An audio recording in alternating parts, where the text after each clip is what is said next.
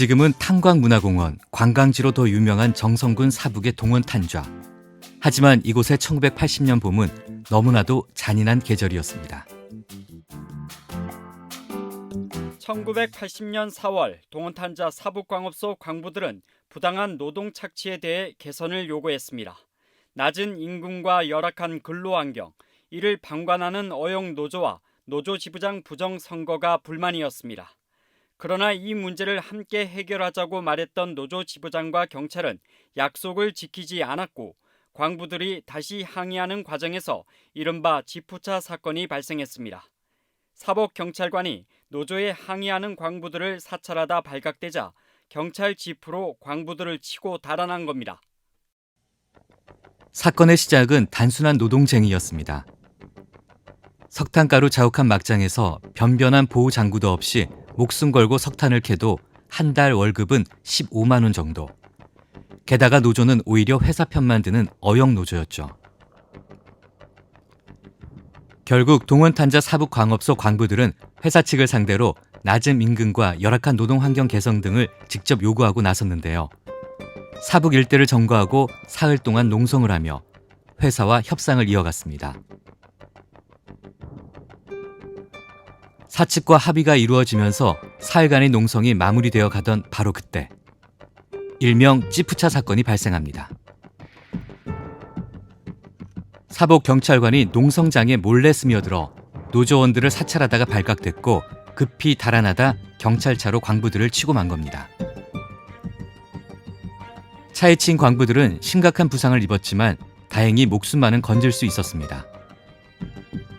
하지만 현장을 지켜본 광산 노동자들은 차에 친 광부들이 사망했다고 오해했고 결국 경찰이 사람을 차로 치어 죽이고 그대로 달아났다는 소문이 일파만파 퍼져갔죠.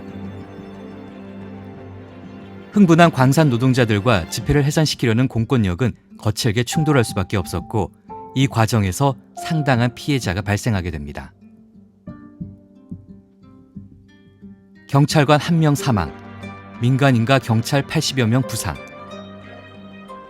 경찰관 1명이 숨지자 계엄 당국은 더욱 강경해졌는데요. 군인까지 동원해 농성에 참여한 노동자들을 마구 잡아들였죠. 그때부터 사내 분교로 농성을 하는 노동자와 가족, 주민들은 폭도라는 누명을 썼습니다. 박정희 대통령 시해 사건을 계기로 정권을 잡은 전두환 보안사령관은 스스로 계엄사령관 지위에 올랐고 서울에서부터 대학생들을 중심으로 민주화의 열망이 커지자 어쩌면 조금 불안해졌을지도 모릅니다. 노동쟁이나 민주화 시위는 나라를 불안하게 만드는 요소라고 생각했을지도 모르죠.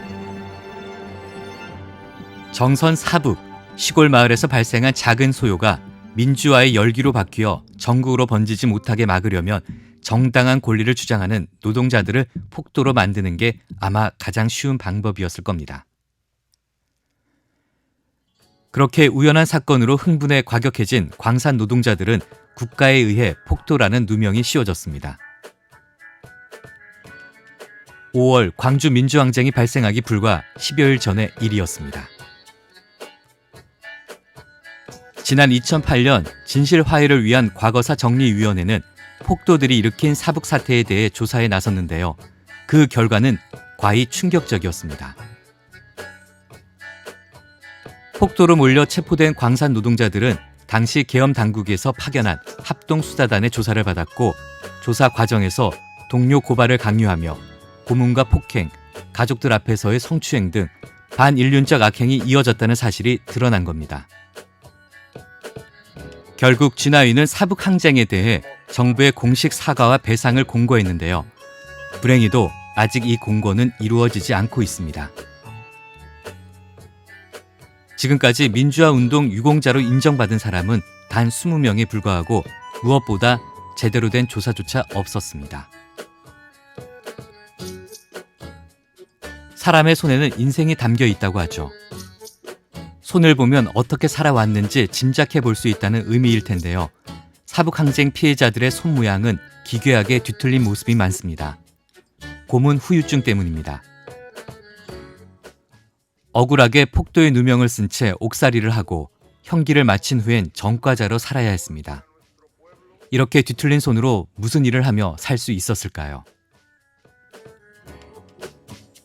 손 모형조차 남기지 못한 분들이 이렇게 많은 건 가혹했던 고문 탓에 후유증으로 돌아가신 분들이 많다는 의미입니다.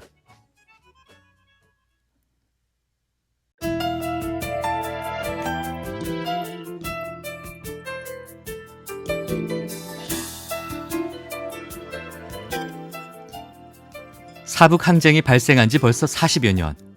국가가 씌운 폭도라는 누명에 짓눌려 평생을 정가자로 낙인 찍혀 살아야 했던 피해자들은 아직도 가난을 되물림하며 고통스럽게 생활하고 있습니다.